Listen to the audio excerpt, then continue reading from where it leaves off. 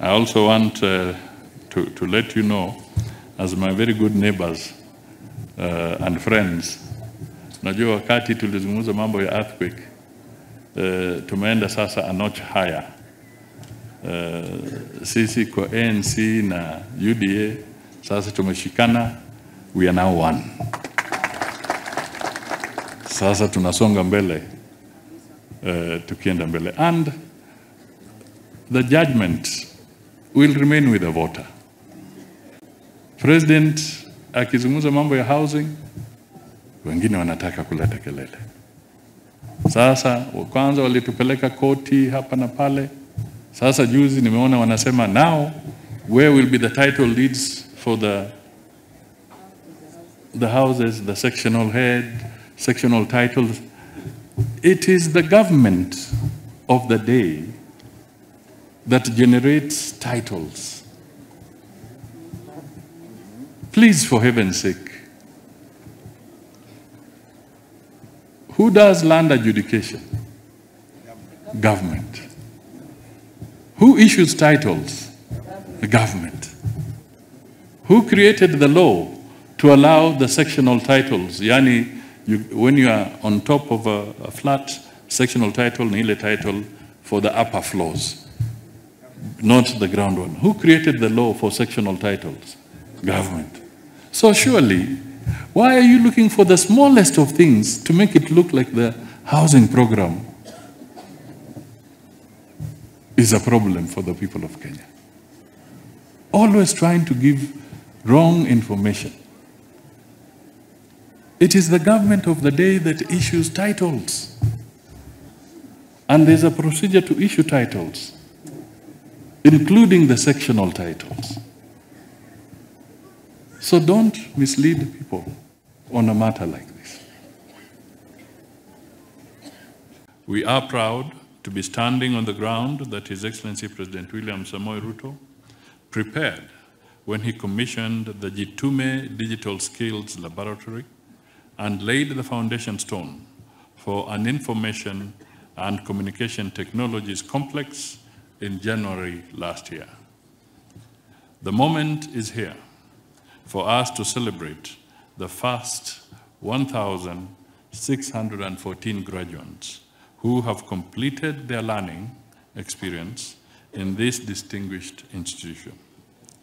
We recognize you for your hard work, dedication, and achievements. Your graduation marks the end of one chapter and the beginning of the new. Exciting opportunities ahead that will shape your future. Let me extend my heartfelt congratulations to all of you graduates and acknowledge your trainers, families, and the communities you come from for supporting you through this remarkable journey. In a few days' time, because there was a team that was appointed, a working group, a task force that was put together to look at the issues surrounding the funding program. And I know they have completed their report. They should be submitting it in a few days' time. And I believe, after broad consultations across the board, they have been able to identify where the challenges are. And in their recommendations, we shall have a lasting solution so that we can deal once and for all and in a sustainable manner with the issue of the funding of our institutions at the university level. And indeed, as you say, at the TVET, it has been functioning quite well. So I want to assure you on behalf of the government and on behalf of the Ministry of Education that this is underway and you'll be able to get to know the details of the findings and the recommendations in a few days' time. You will remember the debate that was there on the CBC. If you will recollect, it was a hot issue, very hot. And some were saying, scrap it, abandon it. It became even a very hot political issue. If you wanted to get my coffee upigiwe makofi kwa jukwaa when we were campaigning, panda pale juu na useme hii CBC inamaliza wazazi, inamaliza wanafunzi, inamaliza nani, toa. That was the shortcut. That was the simplistic thing to do. And it had problems, it had teething problems. But gradually, we have overcome those challenges. And therefore, I want to give you hope that we shall also overcome the funding challenge. We overcame the other one, we are going to overcome this one.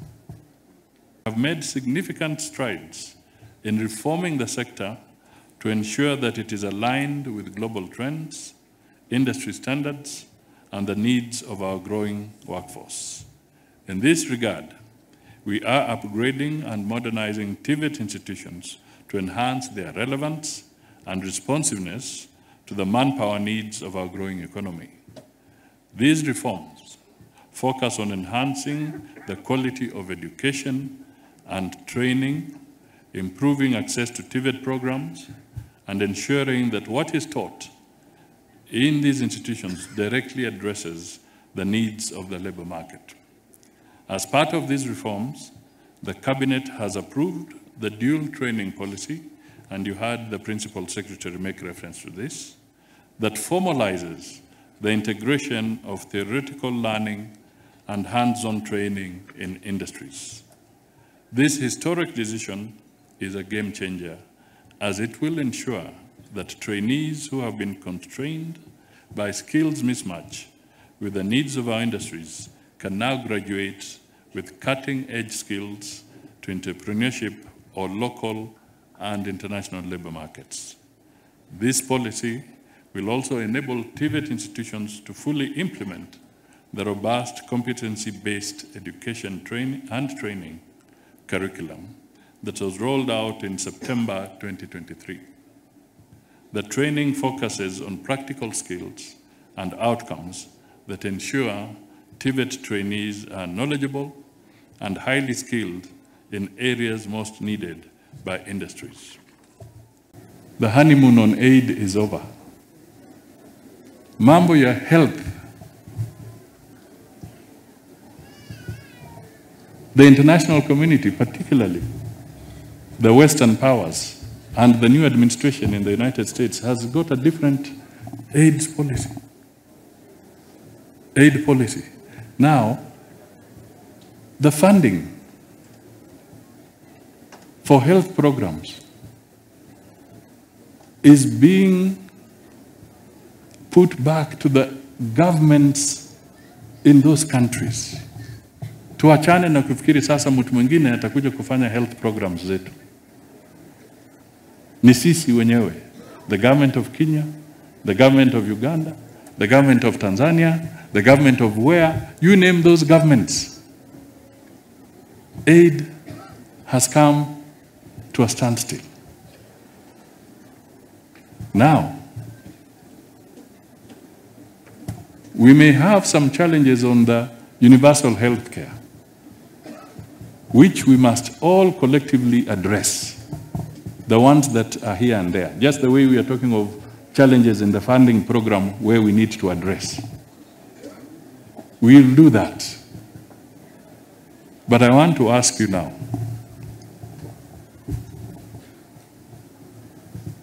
was it a premonition or what was it that led the government of Kenya to pursue aggressively the need to have a proper and functioning universal health care program?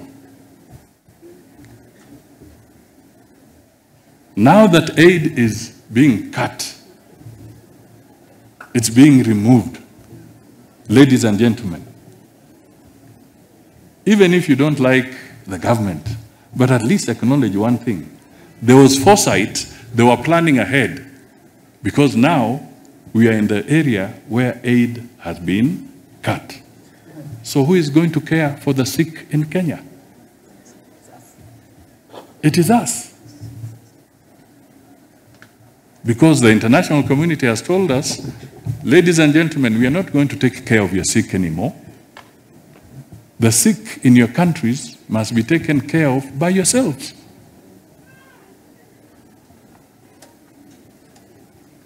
So what do we do?